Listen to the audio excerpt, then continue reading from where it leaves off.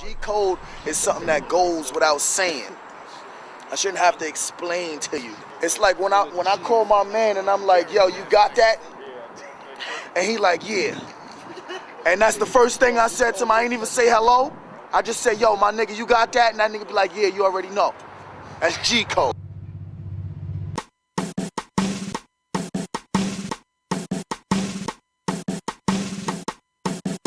If you got my back, I got yours. He pull his strap, I'll be so fast to pull his smack out my drawer. So many questions with very few answers.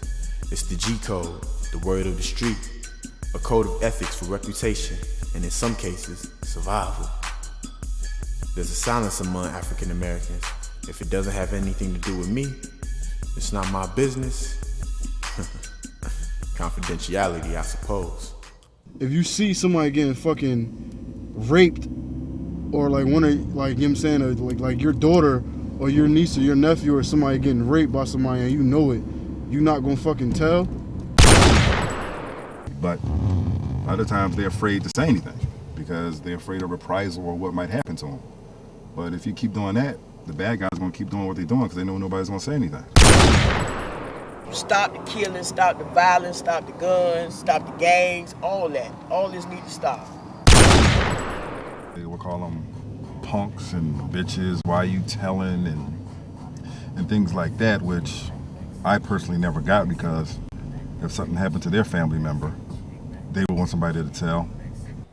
You were shot in both arms? Yes. And you have nerve damage in one of them? Yes. Does it still hurt? Oh yeah, definitely. Feels like my hand is numb. It's in an ice box all day. If you had seen who shot you, would you have told police? No. Why? Because the type of business I'm in, it would definitely hurt my business. And the way that I was raised, I just don't do that. I was raised differently, not to tell. The G-code, the gangster code, the street law that suggests people remain silent about the criminal mischief not directly related to family members or loved ones. In most cases, someone who snitches is told to watch their back or beware of their surroundings because danger could soon be up their alley. I don't know if Cam started it or when it started, but that snitching shit ain't no joke. Like, that G-code, like, you really can't snitch. You get killed over that shit for snitching on the wrong nigga. You snitch on the wrong nigga, yeah. For the right crime, yeah, you can end up deaded out here. But before this became a widely accepted code of secrecy, African Americans were taught to stick together. If you a kid, back in high school, you in high school, you do some shit. I mean, you get caught smoking weed in the bathroom. It's like 6 of y'all in there.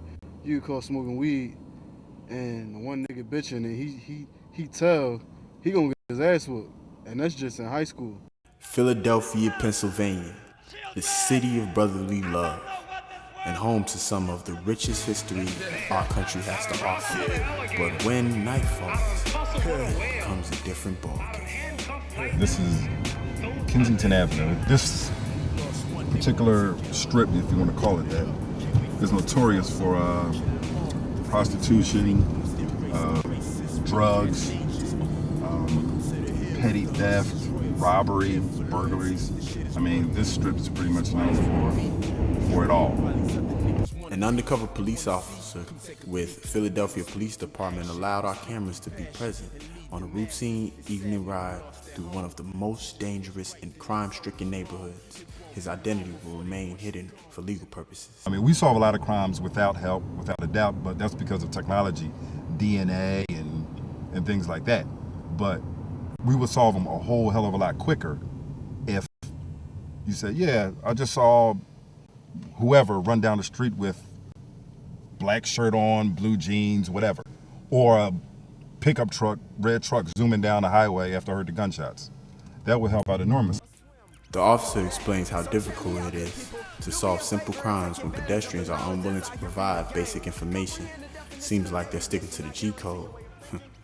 There's no telling when you can be driving down here and see someone get their purse snatched, and then you see that and will be another guy on the corner seeing another dude grab a young lady's purse and run, and he just stands there. The presence of the G-code has increased over the years, while law enforcement's patience for silent citizens has decreased.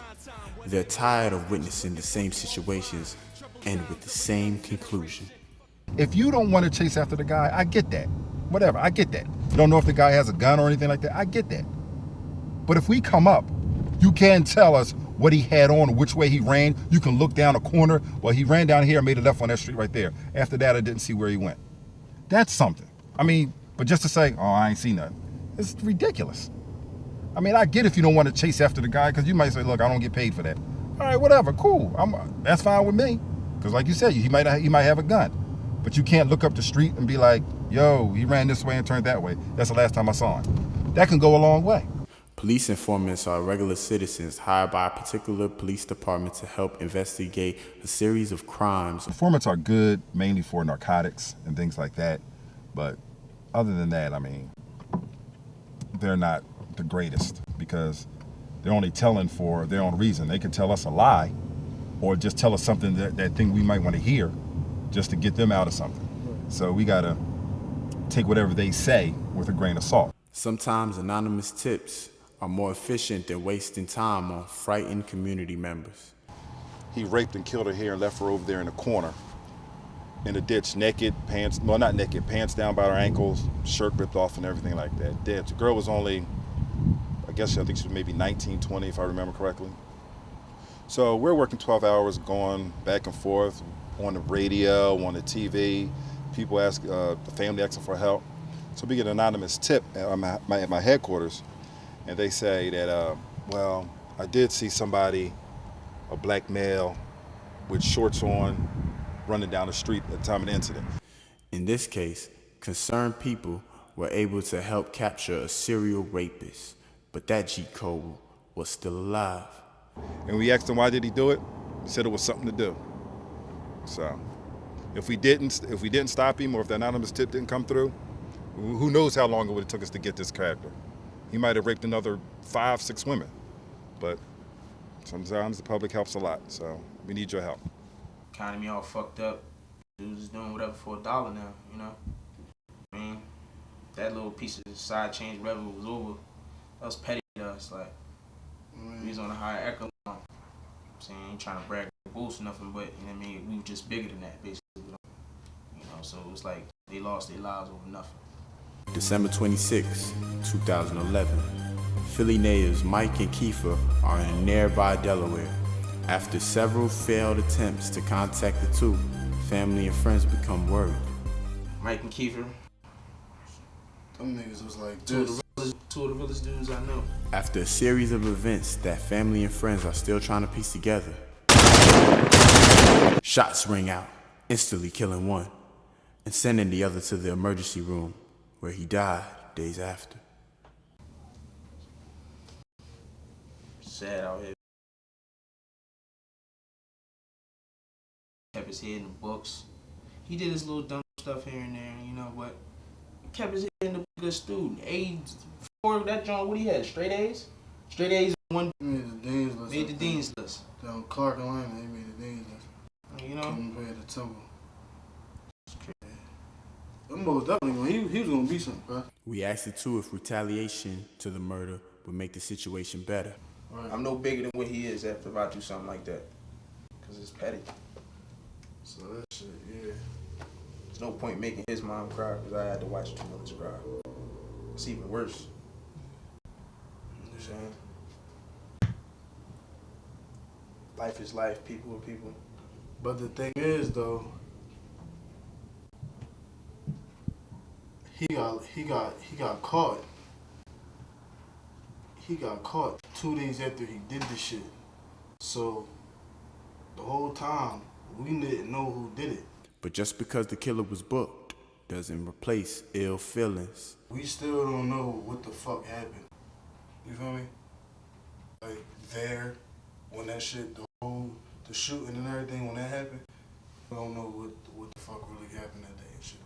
It's like it's closure, but then it's still not no closure. Like we're not gonna know really till we go to the trial, and that's even if Ball really gonna tell the truth.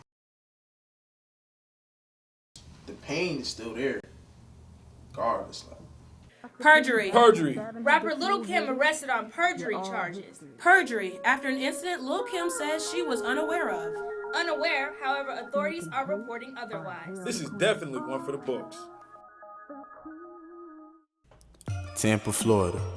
After a routine walk to a local laundromat, 24-year-old Coriel Parker is unaware of the dangers lurking behind him. There's an alley right there behind that laundromat, and that's where they say he was at. And this right here is the area on the corner right here is where they found him dead right here on the corner. Laying right here in the road. Another life taken by an unidentified person. Now Coriel's family is left to cope with his loss without much understanding of exactly what happened that night. Tomorrow will be 10 months, and we don't know nothing until this day. Nobody won't come forward. They know something, but won't nobody talk.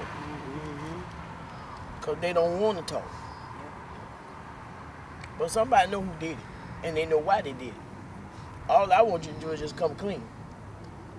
Because my family needs closure. The family describes him as a loving person who would never hesitate to put others before him. He love family. And he'll tell you quick, if you ain't accept me for who I am, then I don't hate you. But you ain't got to worry about it. It is what it is. It is what it is. But I'm still going to be who I am, and that's what he did. He lived his life to the fullest. Yes, he did. I can tell you one thing, though, he taught me. My son will get his last dime and go help them get a room to stay. Go buy them something to eat, and even stay up there and keep them company. When they didn't have no clothes, he went out and bought them clothes. Yes, he did. Come get money from us to help another friend.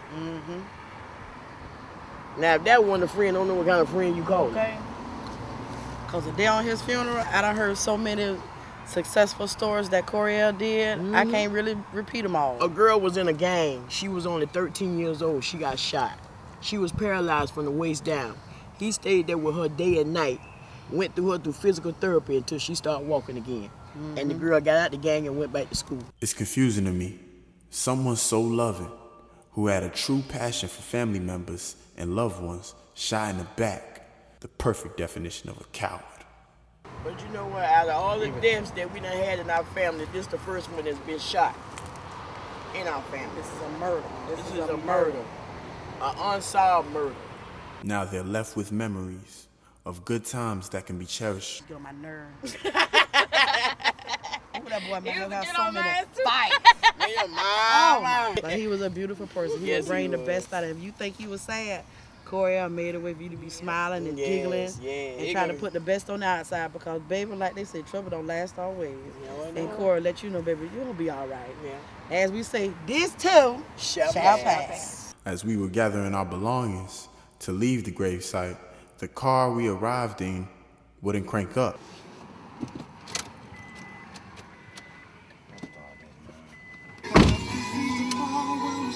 Maybe it was Coriel's way of telling us that something is wrong, or that his loving soul couldn't bear to see us leave. The saxophones are Gestapo. The clarinets are clones. It's like gang names. Yes. Were they like gangs to you that you had to get under control? Yes, they were like gangs. November 2011, Florida A&M University Marching 100 drum major Robert Champion participates in a band ritual that's been present within the organization for many years. Someone have done more to protect them. I think that more could have been done. I think that, and I feel very comfortable that I did all I could. I'm not proud that I lost one of my children. Robert Champion dies after the annual Florida Classic football game in Orlando, Florida. Investigators say that he was hazed to death after multiple blunt contusions to vital body parts. Now, 5 months later, no arrests have been made. I feel as if hazing is a choice. You're not going to make me do something I feel as if is going to endanger me or physically harm me. Someone has answers, but who's willing to speak up for a fallen rally? Seems like nobody at this point. We never thought something of this magnitude would surface at our university. And for there to be no justice to the situation further proves our argument. The GCode is alive in all facets of life. must have had too much to drink. I'm in my G mode. So all the ladies repeat after me, cause it's the G code. Promise if I get locked, you come and pay my bond. If you hear some niggas plotting on me, you ring the